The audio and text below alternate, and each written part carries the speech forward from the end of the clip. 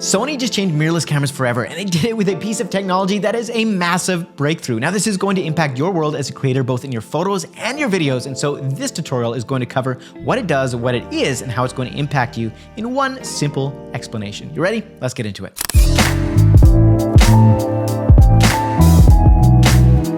Alright guys, today we're talking about the massive breakthrough that Sony just announced with their technology in the new A9 III. Now this camera is a cool camera, but what is so groundbreaking about this is actually a little piece of tech inside of the camera that is probably going to trickle down into every camera that comes out from now on in the mirrorless world. So what is this new technology? It's called global shutter.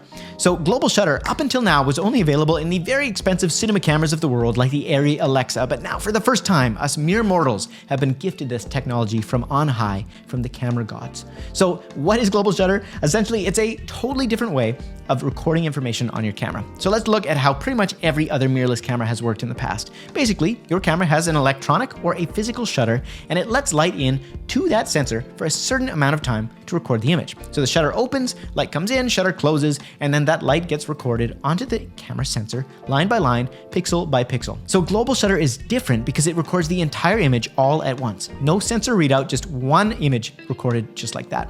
This comes with some massive advantages and breakthroughs, and also gets rid of some massive disadvantages to mirrorless cameras that we've been putting up with for a long time. So what is such a big deal about being able to record the entire image at once? Well, it comes down to getting rid of physical parts. These cameras can now be smaller and have no physical shutter, so we can do things we just couldn't before. So the new A9 III shoots at 120 frames per second, full RAW. That means that essentially you're never going to miss a moment again as a bird photographer or a wildlife photographer, but even as a wedding photographer, a family photographer, any type of photography, this is going to be a massive benefit for you. So think about this. You're watching a bride walk down the aisle and you've got your finger half pressed on that shutter button, and she's walking, and you think you've got the perfect moment, so you press down, you take your 3, 4, or 5 photos, and that's it. And then you look back later and you see that she was blinking in all of them, or just going, like, hands up if you've ever had that happen. I feel you. If you have 120 frames per second, first off, you're going to have so many photos to choose from, you are going to have a moment. But this also enables a really cool feature that just wasn't a thing before, and that's going to be pre-record.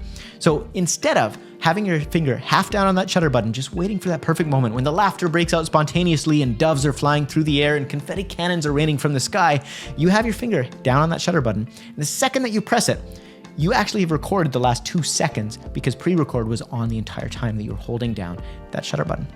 So that means that even if you missed the moment, and if only you could go back and grab it, well, now you can. And I can't tell you the number of moments I have missed as a photographer because it was a spontaneous, just by the time the camera's up and I press, it's already gone.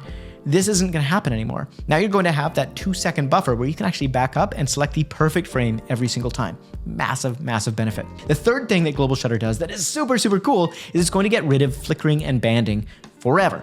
Why? Because the entire image is being read all at once. So if you've ever shot with artificial light and you've noticed this in the past, sometimes your photos or your videos will have these weird lines on them and you can't really tell why that is. Well, it's because the lights that are in the room to your naked eye look like they're on all the time. But in reality, they're turning on and off several hundred times a second, and your camera can pick that up even when your eyes don't. And this can ruin an amazing photo. Well, with a global shutter, your camera is not going to pick that up anymore because it's either catching the lights all the way on or all the way off. So you're going to be able to get rid of that problem once and for all, which is a massive, massive benefit, especially for wedding photographers and videographers and live event people of all kinds. When you can't control all of the ambient light out there, this is huge.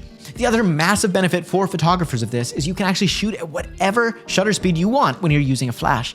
Now, if you've used flash before or you haven't, a flash can only actually sync with your camera up to a certain shutter speed. So that flash is only on for a certain instant of time, and your shutter speed has to be long enough that you can actually catch that flash on the entire image and not just part of the image or not at all.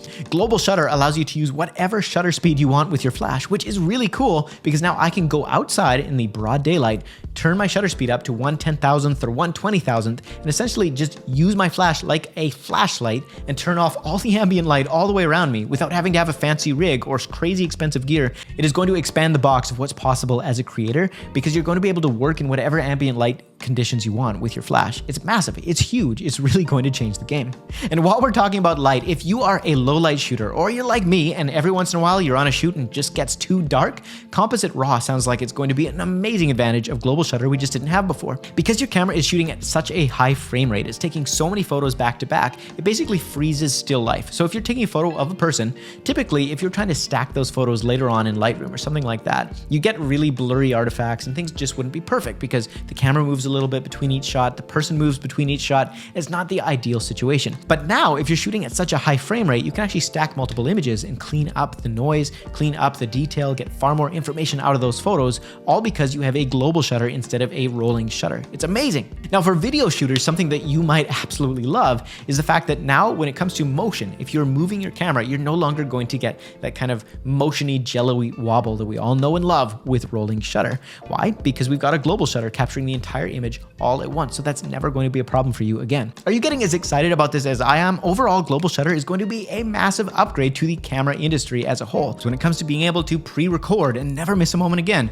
when you're no longer limited by data rates and you can actually shoot at 120 frames per second, when you get rid of flicker forever and no more color banding, it's going to be incredible shooting in just general artificial light. It's amazing. Having high-speed flash sync and being able to go outdoors and use flash in the middle of the day with your shutter set at 1/10,000th of a second, like all these things that we truly could not do before as creators are now at our fingertips. And what's so exciting about all of this is that when a new technology hits the market like this and it comes to consumers for the first time, it's only a matter of time before it trickles down into other Sony cameras and then into other manufacturers' cameras. So eventually you're going to see this coming out in the next couple of years in Canon, in Nikon, and Panasonic. They're going to have to catch up, otherwise Sony is going to have a massive lead, and they have truly changed what is the standard when it comes to mirrorless cameras. So I'm so excited for the future, but I'd love to hear your thoughts in the comments below. Let me know. Let's have a conversation. Hit the thumbs up button if this video brought you some value, and subscribe if you want more content like this. Otherwise, I'll see you in the next video. In the meantime, create something awesome. Peace.